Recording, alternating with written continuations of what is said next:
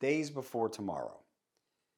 So here we have um, a situation where Derek, our singer, decided that he didn't want to do the traveling and the hectic pace. So he decided that he wanted to, you know, end his tenure with the band at the time, which of course we did as friends. Everything's fine, and we got Brian Jones as our new singer.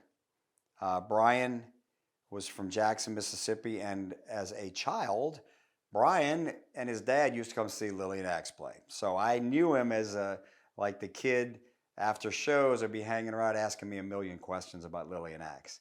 So he got the gig, and we immediately started working on the Days Before Tomorrow, which I feel is one of my favorite. If I had to rank uh, all of the Lillian Axe records in my top few, it was great record. Uh, Brian did a great job vocally.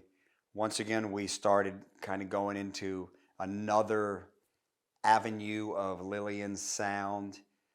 We had Sylvia Massey come in and mix the album. Ty Tabor from King's X mastered it.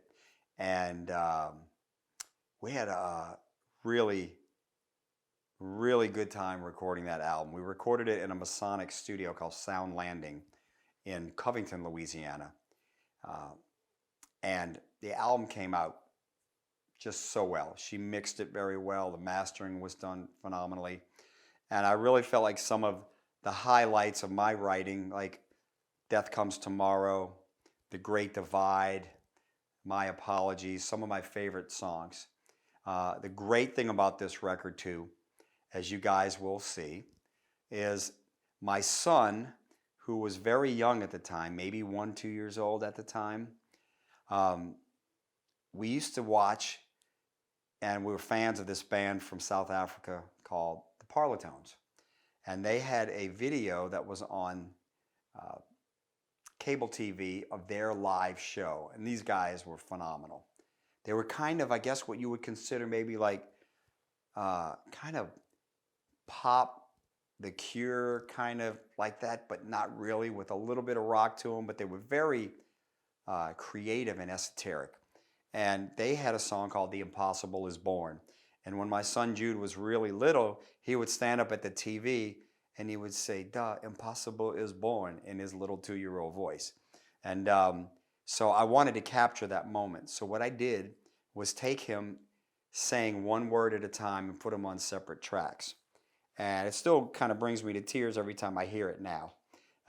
But we did that as just kind of just a fun thing to do. And then we added a bonus track called You Belong to Me, which was a demo that I had written for Near Life Experience prior, and I sang on it. We kept that, beefed up the recording some, and put that as a bonus track as well on that. But it was a really, I think, one of our strongest records.